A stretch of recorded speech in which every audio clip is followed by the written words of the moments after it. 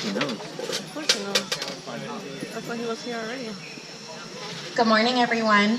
Welcome to Tull Family Tiger Trail. My name is Elise. This Hello. is Katie. Cindy is standing behind you, and Lori is in the house today.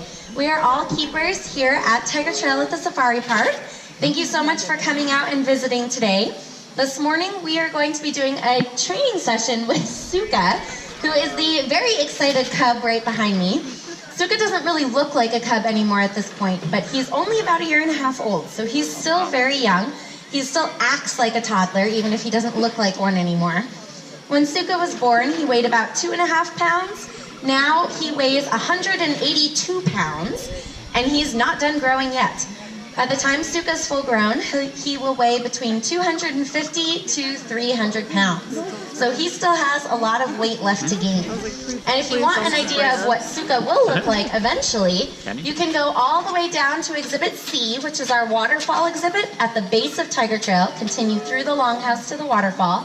Suka's father, Teddy, is down there today. So Suka will probably look almost identical to Teddy by the time he's full grown. Now, Suka was the first cub born to parents Teddy and Joanne. Joanne is actually right behind you in Exhibit B today, so you're seeing the entire family out on exhibit today. So Suka was the very first cub the two of them ever had together, and he was a bit unusual because he was the only cub born in that litter.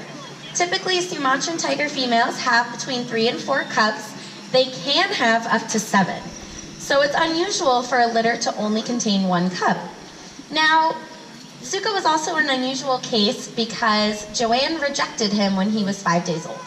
And she might have rejected him because he was the only cub in the litter. That means she was basically putting all of her eggs in one basket. All of her hopes for passing on her genetic lineage were resting on this one cub, which if she was living in the wild in Sumatra would be a very risky chance to take. She also might have rejected Suka because he was the first cub she ever had, so she never had a practice round. She didn't really understand this whole motherhood thing. So maybe she just needed a guinea pig to practice on. But probably the most likely explanation as to why she rejected Suka was because Suka was born with a kidney infection. And if he was a wild cub, that kidney infection would have been a death sentence. Luckily for Suka, he was born at the Safari Park, where we have 8 full-time veterinarians on staff who spent the first 2 months of Suka's life caring for him 24 hours a day.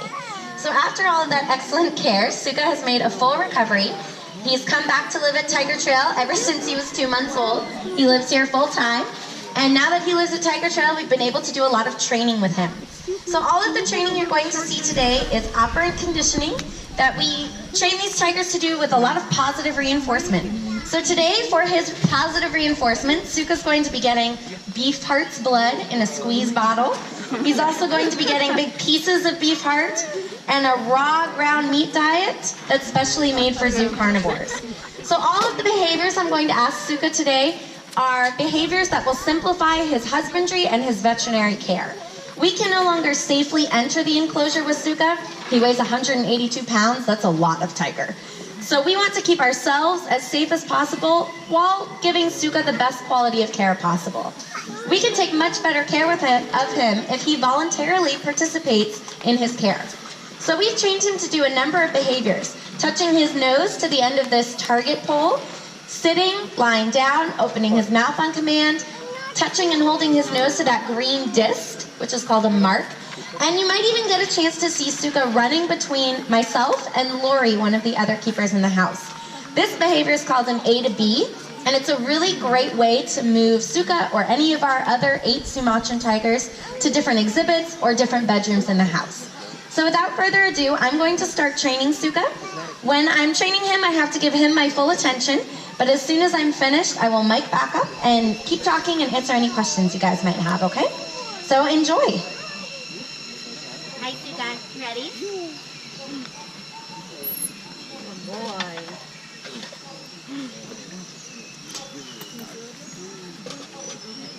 Down. Flip. Switch.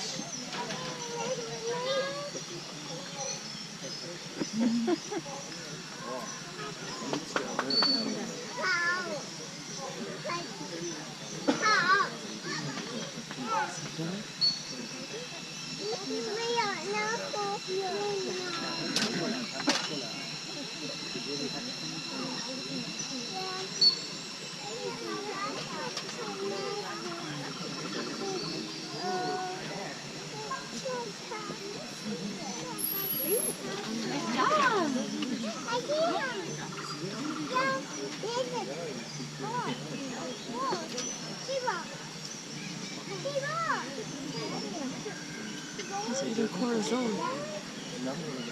Mark. Mark. Good job.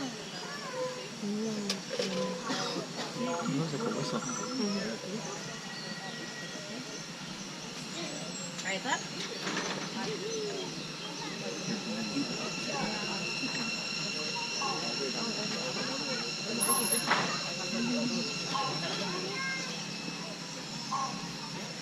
Suka, switch.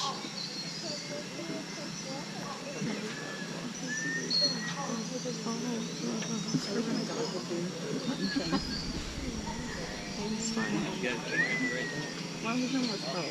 Like, unless you can still see. Yeah, that's true. Down there. See? He's down laying by the house. See? Runs in a little bit. See? Like, he's getting kind of catching Look at how big piece of heart she's about to give him. Wow. She'll come back soon.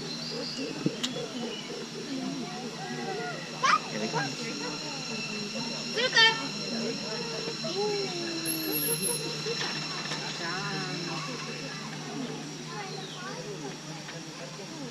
Have a good time.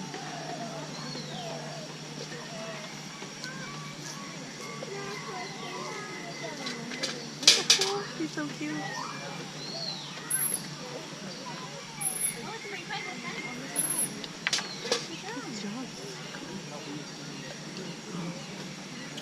Switch.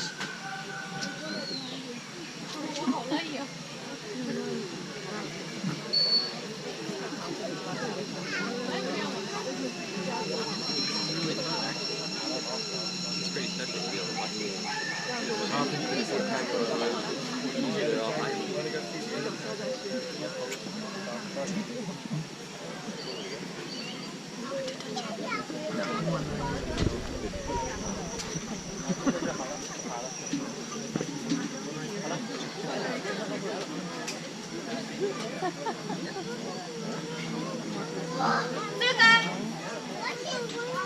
Here he comes.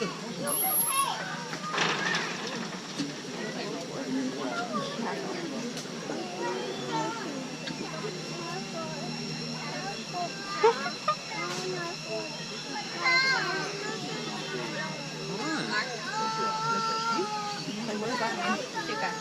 Mark.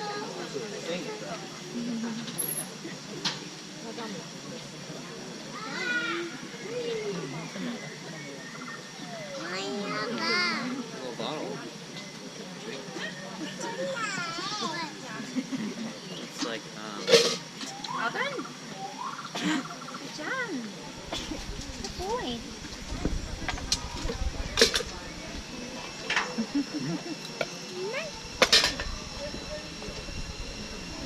Okay, did you guys enjoy that? yeah. Good. So Suka did a great job. He took a time or two to figure out those A to B's, to figure out that Lori was hiding over there. But he got it right away. We want him to do those A to B's as quickly as possible, so he's getting the hang of it, but he still lollygags a little bit sometimes. So we're going to keep working on that. That rise up behavior, when I asked him to stand on his back feet, is a great way for us to clip his nails, to get a good look at his abdomen. A lot of the times when tigers are on all fours, it's hard to really see if there's any scratches or anything on their stomachs that we need to be worried about. So that rise up position allows us to get a great look at the tiger's entire body condition. Now, did any of you hear me blowing this whistle every time I was asking Suka behaviors? Okay, so this whistle is called a bridge. Some of you who train dogs or cats at home might be familiar with clickers. It's the exact same idea. This bridge is basically a common form of communication between all 12 of the keepers who train Suka. We all have different voices, we all smell different, we all look different, but we all blow a very similar whistle. And this whistle is our way of telling Suka, good job, you've done what I've asked, and a treat is on its way. So this allows us to string multiple behaviors together and let him know that you're on the right track, you're doing the right thing, don't worry, that treat is coming. So I can ask him multiple targets, or a down and a sit, or a long E to B, and he'll continue to work because he knows we haven't forgotten about him. He knows those treats will eventually come. So this whistle basically bridges the gap in time between the correct behavior and the reward. Now, typically the harder the behavior, the higher ticket the reward. So some of you might have noticed when I was asking Suka to do different targets, I was just feeding him that raw ground meat diet. That's his daily diet every single day. It's not anything special. He had a lot of that for breakfast this morning. It's just his typical average meal. When I was asking Suka to do the A to B's or the rise up on his back legs, he was getting those higher ticket items like beef heart and blood. If we were to ask Suka to do something really difficult, like a voluntary blood draw, which he is trained to do, we give him an even higher ticket treat item. He'll either get shank meat or bone marrow if he's required to stay very still for a blood draw. Suka is also capable of accepting voluntary vaccinations, and eventually we will work all of our female cubs up to things like ultrasounds. Suka doesn't really have to worry about ultrasounds. Being a male cat, he won't ever have any cubs inside that we need to be looking at on an ultrasound. Does anyone have any questions for me about training or about any of the tigers here? Yes? When do you start training